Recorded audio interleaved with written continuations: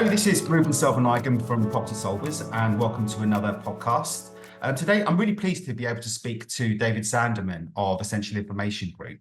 Many thanks for joining us, David. Ruben, it's a pleasure. Good. So Proxy Solvers have been working with EIG for about 4 years now, and we use their PropTech software to run both our traditional and modern method auctions. So we've joined many of the kind of heavyweight auctioneers that use the platform to run online and live stream auctions. And we really appreciate the fact that David and his team have been instrumental in helping us get our own auction house to where it is today. So David, perhaps you could start by giving us a little bit of background with regards to what Essential Information Group is and how you originally set it up. Yeah, certainly, Ruben. Well, it goes back quite a long way, actually. It goes back to 1990, when I just spent the previous 8 years buying and selling property in London. And times were getting quite hard. They had a big recession in the 1990s and banks wanted money back, etc. And I got sent a set of, and we were not doing a great deal because we couldn't get funding. I got sent a set of property details from an estate agent. And I looked and I thought, hang on, this property was at auction a few months ago.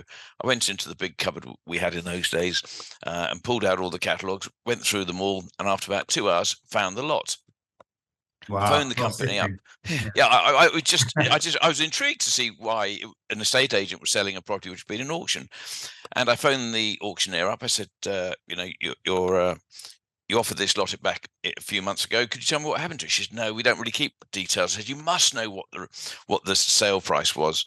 And she said, I'll go and have a look for you. And she came back 2 hours later on the phone and said, it didn't sell. I said, what's the reserve? You always tell me after the auction if I'm interested in an unsold lot. She said, we don't really keep that sort of information, and it's not available. It's locked away in the safe, etc. And I thought to myself, am I the only person who wants to know about this? So we came up with the idea of writing some fax broadcast software and going to every auction in London and writing down what each lot sold for. And if it didn't sell, we'd ask the auctioneer what it was available at. Right. And we would send out an automatic fax. It was one of the first fax broadcasters systems in the world. And we would send this out on a subscription basis to people, say, so-and-so held an auction today, and these are the lots they offered, and this is what it sold for, and it had a short description so people could start to use it for a bit of valuation purposes. I wanted to get this into a database so you could, say, run a query. It says, tell me about all properties which have been to auction, which are retail let units in Guildford, for example, sort of thing you might want to know about. And by 92, 93, we had a database which was initially sat on our clients' computers, and we updated it weekly by disk, then weekly by email, then daily by well, and then we finally went live with a version online, which is one of the first websites in the UK, in the world, actually. Wow.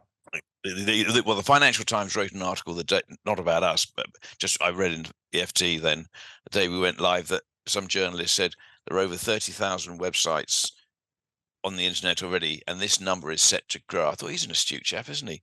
So we were right at the very vanguard in 1993, 94. And we started providing auction services for auctioneers where you could dial up and listen to the auctions, hosting legal documents, creating catalogues, and a whole plethora of services. And from 2012, we had an online auction platform, which eBay style, which could be used to sell property. And for the last 20 years, we've had a live stream facility whereby we can stream audio and video. We couldn't stream video in the early days, but audio live over the internet, so people could listen to it and then bid back to the auctioneer, which is perhaps something you've used as well. We haven't really tapped into the live stream stuff, but we use your online platform. It's a really efficient way of running. And so auctioneers are now about 65% use of our client base. About 65% by lot number of lots use 65-70% use the online auction eBay style, and the other 30-35% use our live stream. Right. And because of it, it's completely blown the door open in a nice way to allow new entrants into the market to auction property. Let's go back pre-COVID. Virtually every single auction, bar one, was held in an auction room, which meant the auctioneer had to specify his dates and book the auction. Then auctioneers used to book auction rooms 2 years in advance, and they would agree amongst each other not to clash. They would then have to print a catalogue, and a large auctioneer might spend, one of the large London auctioneers would be spending 30,000 on a venue, 30,000 on a catalogue, plus shipping all the staff down there, teas and coffees and everything else. Yeah. And of course, they could only, they could only really afford to do this 6-7 times a year. And when COVID came along, everybody went online, and our phones rang off. Look, I'm very pleased to say, we were instrumental in getting, a lot of the industry up and running, within the first week of the lockdown. Sure. I mean, do you think with kind of the changing face of things, I mean, COVID was a bit of a catalyst for all the kind of online auctions to kind of expand and grow. And that's when we initially got involved with the auction industry ourselves, because we were always doing kind of cash sales, and we would speak to vendors, and if they didn't accept our cash offer, we would say, well, how about we put it out to investor contacts via our auction platform, and it was just a lot easier for us to do, because we could just basically put these properties up online. Obviously we'd still have to have Rightmove accounts, and we've got LinkedIn groups and things like that, but it's been a really good way to kind of promote the properties where perhaps the vendor is not willing to accept our cash offer, but still wants a competitive price and get the level of security that you can't get via private treaty. No. Yeah. And the key thing there is, Ruben, you're dealing with a vendor class who are keen to get the property away and don't want to wait. And if we go back to pre-COVID, when an auctioneer is having 6-7 auctions a year, he might close his auction 3 weeks before the auction date. And if you haven't got your lot in by then, if you want to go with that particular auctioneer, you might have to wait another 2 months, and you're an urgent auctioneer. What you're seeing now is you can talk to a client and say, look, why don't we put it to auction? And literally within 5 minutes, it'll be up on the portals as an auction lot, inviting bids from all over the world. And exactly. Everybody's got an equal as well. Yeah. Sure. Everybody's got, all the bidders got an equal chance of succeeding, because they're just one of a number who are bidding. They're not sitting right in front of the auctioneer. So it really has changed. And what we do see, 1 or 2 auctioneers have gone back to an open room as opposed to a closed live stream. And invite the members of public, but the vast majority of the bids do come via the internet. Yeah, I mean, do you think that's made a difference in terms of bidding and that kind of thing, and the appetite for auctions? I mean, absolutely, it's a little bit less daunting when you're behind a screen. Absolutely. You are if you're attending even a live stream or an online auction, eBay style, everybody is at the same level of advantage. You would think before, if you couldn't get to the auction, you're bidding by proxy. Well, the auctioneers would flash out the room first, see if there's any bids left in the room, and then would take proxies, because they take longer to get through over the phone. You're going to bid, etc. Yeah. Could you explain what the proxy bidding is? The proxy bid is whereby you can't attend the event. If we talk about when it's in the room, you don't want to have to go to London all the way from Manchester to bid. So you ask the auctioneer you would either arrange to telephone bid, right, and that one of the clerks will be on the phone to you when your lot comes up. But the auctioneer would always take bids off the room before he takes a telephone bid, because it's so much quicker if you've got 2 people bouncing, 100, 105, 110, 120. Whereas going to the auctioneer, would you like to bid? And then the guy on the phone's got to say, a bid's at 120. Do you want to bid 125? Can I have a couple of seconds to think about it? And the auctioneer's, no, going to sell at 120. And then, so it did slow the proceedings down. Whereas now, being able to bid remotely on your phone and have your bid flash up on a computer screen, or be accepted by the system if it's the online eBay style auction immediately, or if it's live stream where the auctioneer is conducting the bidding or regulating the bidding, he sees it on his screen. He can see your name. You'll bid 50,000. You say, I'll take it from Mr. S. Yeah, makes it interesting. Yeah, for sure. Okay, and so do you have any specific statistics in terms of the number of auctions currently taking place in the room versus online auctions? I mean, has it been a complete transition, or are there still auctioneers that are interested in still kind of having that in the room? I mean, it's one thing I know Auction House would probably agree. It's a good way to network as well. It's a good way to kind of meet people who are in the industry, and I know a few of the kind of property trainers would go along and do talks and stuff like that. And so there's still a benefit of having in-room auctions. So do you have any stats on the actual? Well, of room auctions, where the majority of lots are sold to people who are actually physically in the room, very, very small. Wow.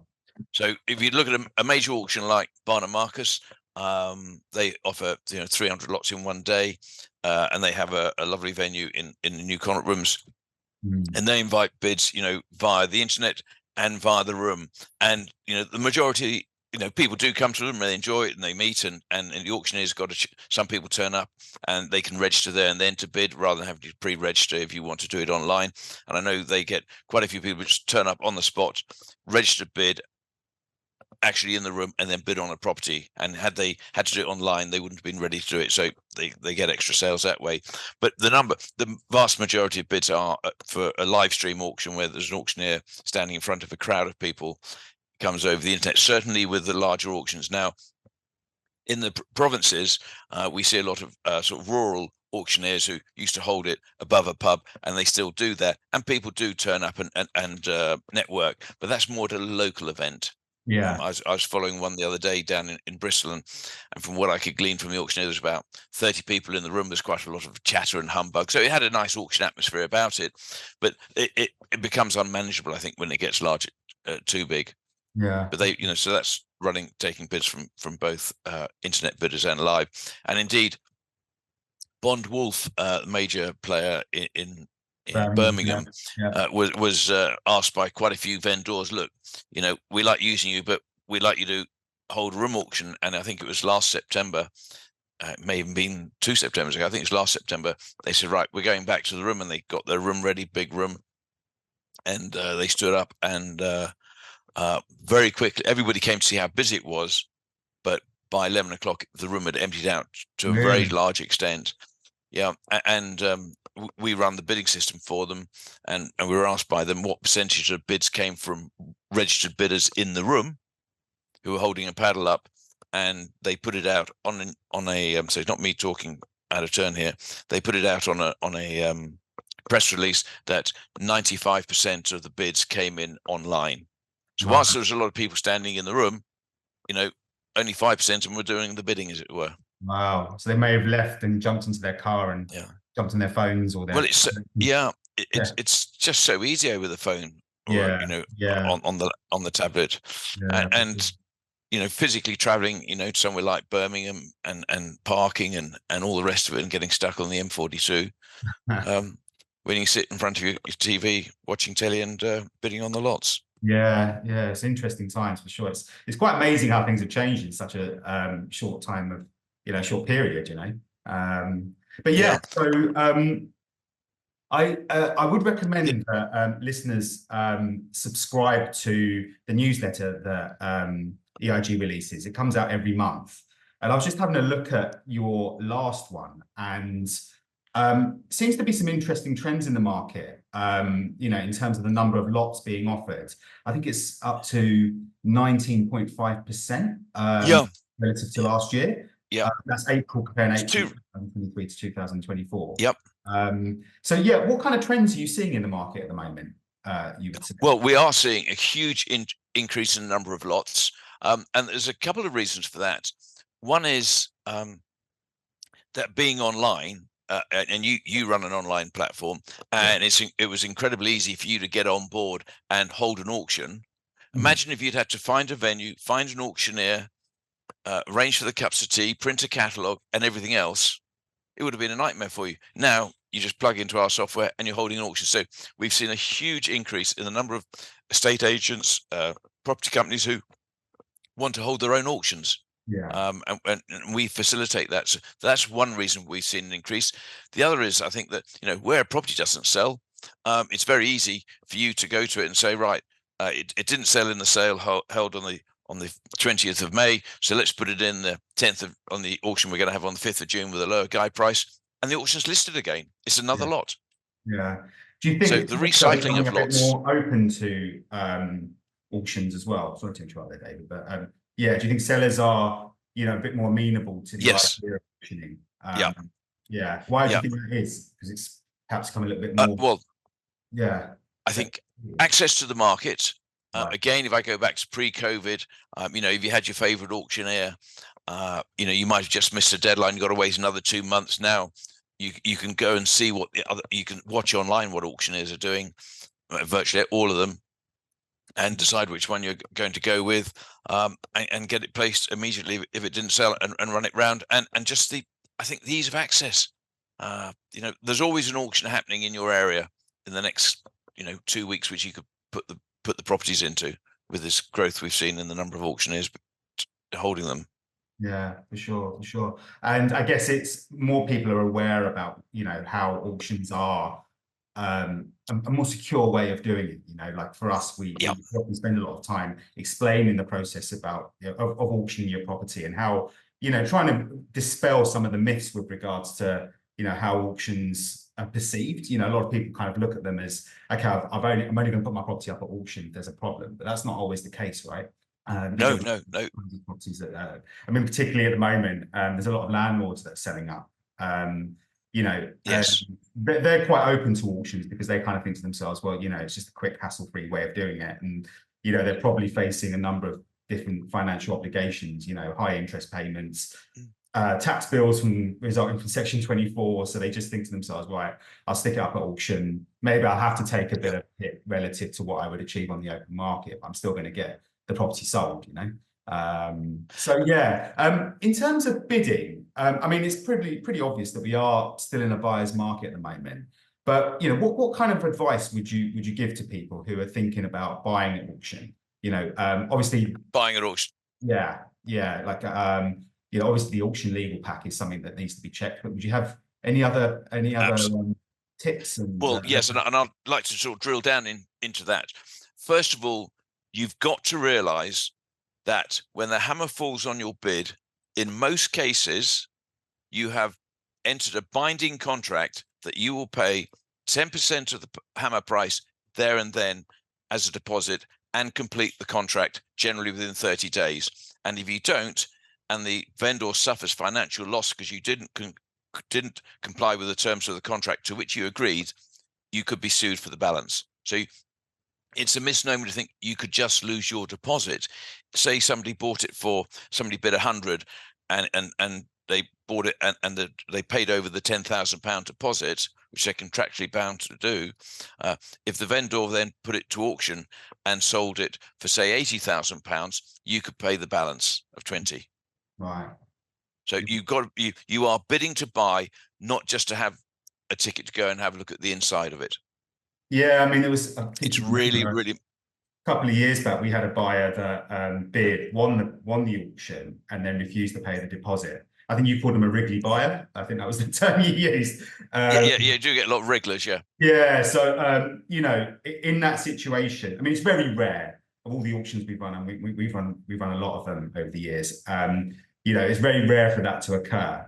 But I think a lot of buyers think just because it's online, they might be able to get away with not moving forward. No. They're tied in exactly the same way, and they've effectively exchanged contracts. The other thing is that they've got to realise they're entering into a financial commitment, depending on whether it's conditional or unconditional, but still a substantial financial commitment, and so they've got to know what they're buying. I looked at an auction the other day, and looking at the number of bidders who had hadn't downloaded any legal documents in that particular auction, 40%, it was about a 30-40 lot auction, 40% of the buyers hadn't downloaded a single legal document when they went to bid. Wow. It's that too many people are treating the auction catalogue like the Argos catalogue. They think it's click and collect, and if you don't like it, you can phone your credit card and get your money back. No. You've got to understand what the legal pack is.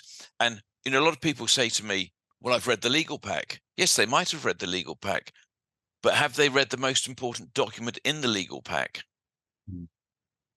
And do you know what one of the most important documents in the legal pack could be? I would say special conditions, maybe. Good one. I think the more important one than that is the document which isn't there because it's deliberately been left out because it contains bad news.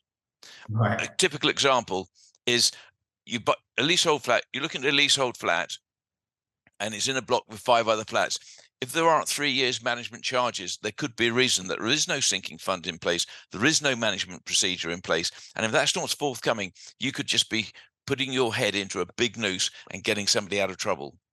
So, Mm. it's not just about reading the legal pack, and I'll touch on specials in a second. It's about saying, well, if I'm buying this property, I would expect to see this. And if it's not there, why not? Mm. And the solicitors for the vendor will just say, well, make your own inquiries. Well, I'm making them. I'm not getting anywhere. You got to take a view. Am I sure? I mean, just in that case of the, no management charges for the last 3 years, you could try knocking on one of the neighbours' doors and say, is the management all right here? And if you look up and see all the drain pipes are blocked and the gutters are overflowing and broken, there's missing tiles on the roof, I'd suggest there isn't any management in place, and you're just buying a ticket to pay a huge amount in service charge arrears and fixing And the place up. works as well, right? Yeah, that come along with that. You're buying a leasehold property. Then there's, I mean, we could spend a whole hour talking about legal documents, but it might be the lease. If you're buying a leasehold property, have a look at the lease, and is the flat laid out as the lease? Because if alterations have been made and the freeholder's not agreed to them, it's unmortgageable. Who owns the freeholder? Are they in town? Are they in touch, etc. Yeah. Special conditions of sale. This is where the snakes lie. This is where extra clauses can be put into the contract of sale, written by the vendor and their solicitor. Now, it's totally legal, but some of them are can be very, very punitive. I saw a plot of land sell the other day for £100. It was just a square plot of land in Wales. Had a guide of 50, sold for 100. And when I looked at the legal pack, there was £16,000 in extra special conditions of sale. And they were all listed, all in plain text. You will pay this, you will pay that. And the guy who bought it hadn't downloaded the legal pack and looked at it. Wow. Yeah. So you've got to be very careful about bidding. Well, you just can't bid blind because you haven't seen. You've got to go and inspect the property, because you can't turn around and say, well, I didn't know about that. You didn't tell me that. There are CPRs which protect purchasers to a certain extent, but there's no substitute for having a really good inspection of the property and inspecting the legal pack and taking professional advice where applicable. You are making a binding contract. For sure. I mean, auction legal pack reviews are quite expensive, and I don't think it's feasible to get an auction legal pack review for every property that you're thinking about buying. You end up probably losing a lot of your deposit money, but it can be worthwhile really kind of educating yourself with regards to how auction legal pack works and how legal packs work and the red flags that can potentially appear. Because often people are putting their property up at auction for a reason. I know there's people that are just wanting a quick sale, and the property is absolutely fine. There's no issues. But if there are problems, then you can potentially kind of look into mitigating those risks. Two things I'd say there, Ruben, is firstly, yes, it is expensive to do the due diligence, but I'm going to quote Stelios, who set up EasyJet. I'm sure you remember his big bubbly face on all the adverts. He said once, if you think safety is expensive, try an accident. Yeah. So, and to put it in auction terms, you think getting a legal document checked is expensive, try buying a property where the legal documents are stuffed full of things you don't want to know about. Yeah, for sure. And the other thing is, and so many people fall foul of it.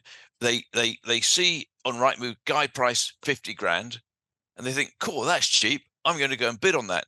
They don't know what the guide price means. They don't read the definition. Anybody who's not sure, all the guide prices, who's listening, all the guide prices, it's an indication as to where the reserve is currently set. The reserve cannot be more than 10% above the guide price, and both are subject to change throughout the marketing period. And we see properties coming with a very low guide price to start with, get people interest, and it gets bumped up. And so you might see something with guide price of 50, and by the time it comes to auction, it might be 75, 80. You cannot rely on the guide price as an indication as to what it's likely to sell for. It's only an indication where the reserve is. What I recommend anybody who's new to auctions and thinking about it, come to our site. You can have a free trial of the site. Just log on, get a free trial, and go and see what similar properties are selling for. Some of the auctioneers who have got a big turnover of stock, 1 in 3 of the properties they're selling have been to auction in the recent past. Now, if you're thinking of buying a property, would you like to know it's been marked down as sold or unsold at a property which was held a month ago? I think you would. It might start to give you an indication as to what the market value of it is. It's not a valuation, but it might help you come. Do not think, well, I can afford to bid the guide and 10% more, so I'm going to, guide's 50. I'm going to buy it for 55,000. No, it could go for a lot more. So you have to be aware of that and get comparables. And the shrewd buyers who use our site every day are saying, well, I think, and actually when you, as you know, Ruben, when you see a property coming up for sale on our website, you can tick a button or click a button which shows you every other property that's been offered in the street. So number 26 has just sold for 80,000 last week, and number 28's for sale. There's a good chance, even just looking at the outside, that it's going to be around the 80 grand mark, or could be. There may be things in legals which makes it different, but it's a start. Yeah, for sure. And you can also see properties being traded at auction. Yeah, absolutely. Yeah. Interesting. Okay, conversely, we have a lot of auction sellers clients that listen into the podcast. What kind of tips would you say in terms? Do you have any kind of recommendations for them in terms of kind of maximizing Very much so. the price they achieve at auction? Firstly, get it on the market as soon as you can. Right. On the market as soon as you, and give people, put yourself in the buyer's shoes. He's got to do quite a lot of due diligence. If he's going to get a legal pack checked, he might want to get a survey. Give him time to do those jobs, or her time. Secondly, I think a floor plan is really good. Certainly quoting the floor area. A lot of people work on a per square foot basis, and good photographs so people can understand what they're buying. Now, if a property hasn't got any internal photographs, it may be because it's not in a very good state of order. But if it's half decent property, get some good photographs and make sure you've tidied the room so it presents well. Even if it is a trade sale and it's distressed, you'll get a few more. You get more people interested if you haven't got dirty linen and towels lying all over the floors everywhere, and the furniture upturned and the breakfast and plates piled up on the kitchen sideboard. The basic things are selling in a house. And get your legal pack done. If you're thinking of selling, get a legal pack done, because if you made and set up, because if you've got that done, even if you decide not to sell it, you've got it on the top shelf in your office, so at a later stage you can redeploy it subject to any changes you might have to make to it. It's preparation for the sale. Yeah. Would you recommend getting searches done? Well, although it probably wouldn't. Indemnity. I think so. I mean, I would. That you can ensure them they have a shelf life, a reasonably long shelf life. The other thing is which auction house do you choose? Now, just because an auction, sorry, Property Solvers auctions are pretty good, I think. Well, absolutely. But if you're looking elsewhere, again, putting the address into our site will show you which auctioneers are active in the area. And when you come to choose and talk with Property Solvers, they do sell a lot on our platform, which is great to see. I think the prices are very good. But yeah, don't just go because somebody's doing it. If somebody's doing it for 0.1% or 0.2%, where's the marketing budget in that? And so cheap isn't always best. In fact, often it isn't best. So I would recommend if you're not using Property Solvers, then select somebody who's got proven pedigree in that area. Yeah, I mean, speaking of which, I was going to bring this question further into the interview, but what are your thoughts on modern method of auction? I'd be interested. I mean, we do offer that, but generally, if a seller is looking for more security, we would always say, look, go for the traditional approach. The classic kind of auction, 28 days. Let's get the property on the market. Let's get the property sold. Let's get it exchanged. Let's secure the buyer in the best way. Well, there's a lot of misunderstanding in the industry, and also it's interpreted differently by different auctioneers. But my take, generally looking at the industry as a whole, as we do, all the modern method of sale means is that the buyer doesn't pay the estate agent and or the auctioneer. The vendor doesn't pay the estate agent and the auctioneer, which is the case in most private treaty sales. The buyer does. Yeah. So the buyer knows that whatever the hammer price is, he's going to get that money. Now, of course, the auctioneer is going to charge a fee, typically 5% plus VAT of the hammer price to the buyer, and a prudent buyer would take that into account when working out what they're going to pay for a property. So but there are two types of sale contract at an auction. The one is the unconditional sale, and this is where the parties agree, and it's very clearly set out in the terms and conditions of business, that the exchange of contracts takes place on the fall of the gavel at a price which is at or above reserve, and the gavel wouldn't fall below reserve, and that is the auction price. And then if it's a modern method of sale, you'll be paying the premium to the estate agent, who generally splits it with the with the auctioneer, who generally splits it with the estate agent. And if it's a conditional sale, what you've then done, and I'm talking generally about, I mean, that a lot of people do it, they may have slightly different takes on this, but if it's a conditional sale, on the fall of the gavel, you are going to pay your buyer's premium, which is buying an option or entitlement to exchange and complete the purchase within 56 working days. And that's, what the larger auctioneers, that's their definition. Now, there are twists on that, and which is why it's really, really important to read and understand how the auction works. You wouldn't just on going slightly off piece here, you wouldn't believe the number of people who come to our site to bid, and we have thousands of bidders every week, and they expect it to work how they think it's going to work.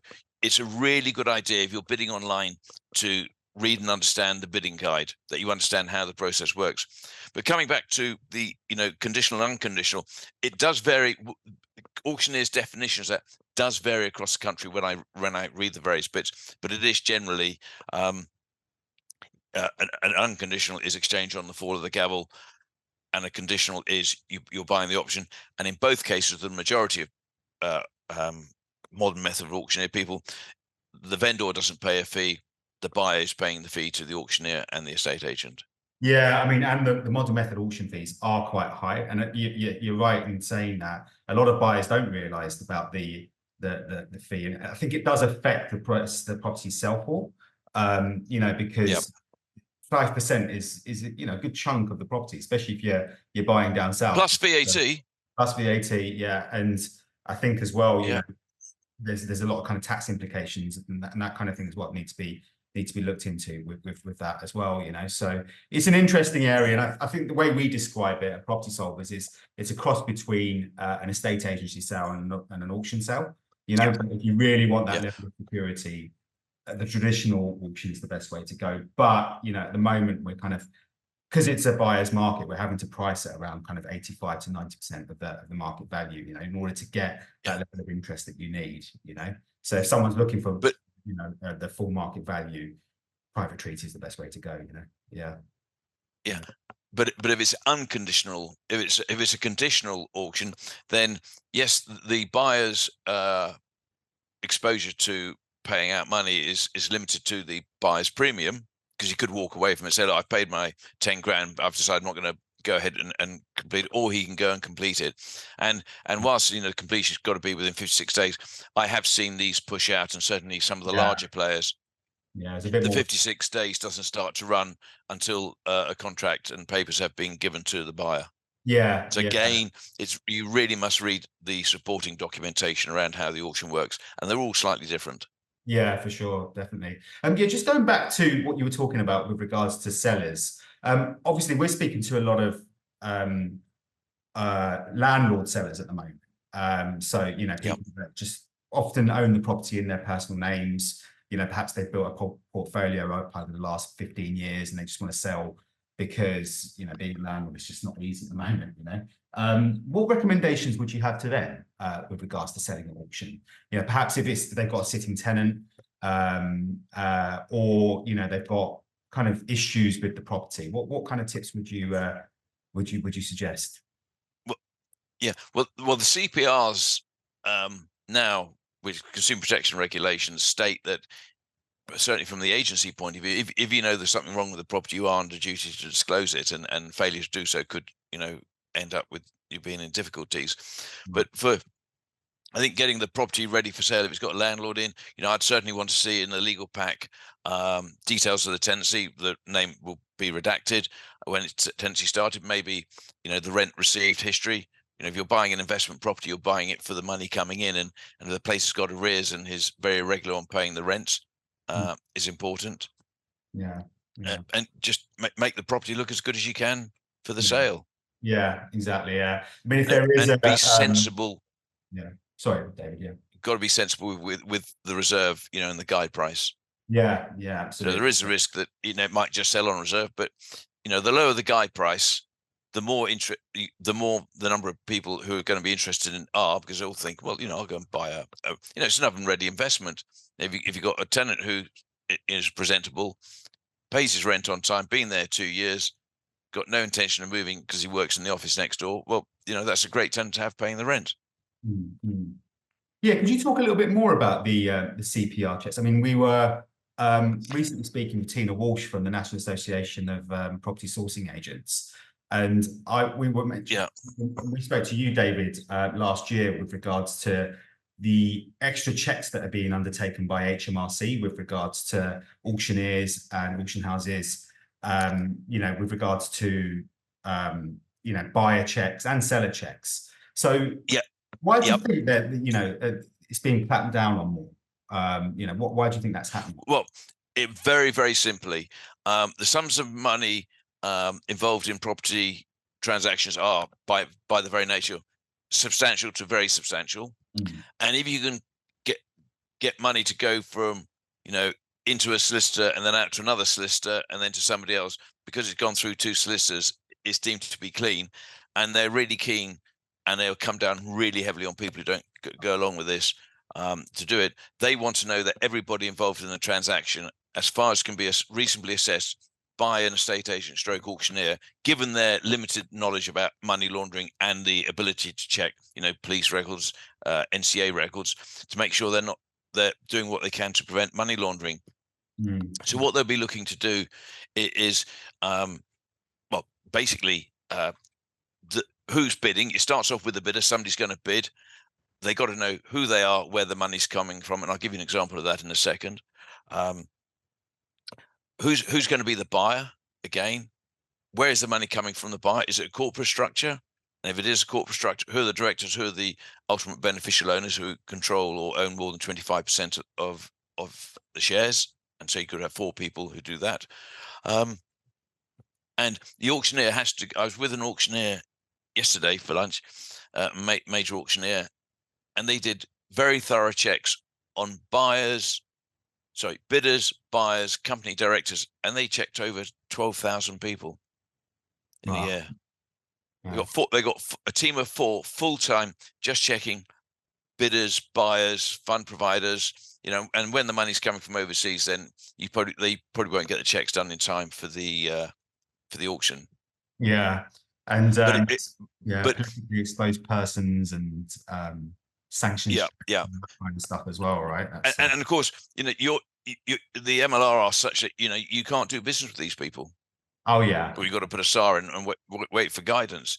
I was talking to a compliance consultant the other day who sort of advises auctioneers and estate agents on how to stay on the right side of the money laundering. And he said he had an estate agency client phone him up and say, I've just had somebody make an offer at the asking price of 800 grand for a property, but I'm a bit worried about it. Just something didn't seem quite right. And so he said, and he'd met the person.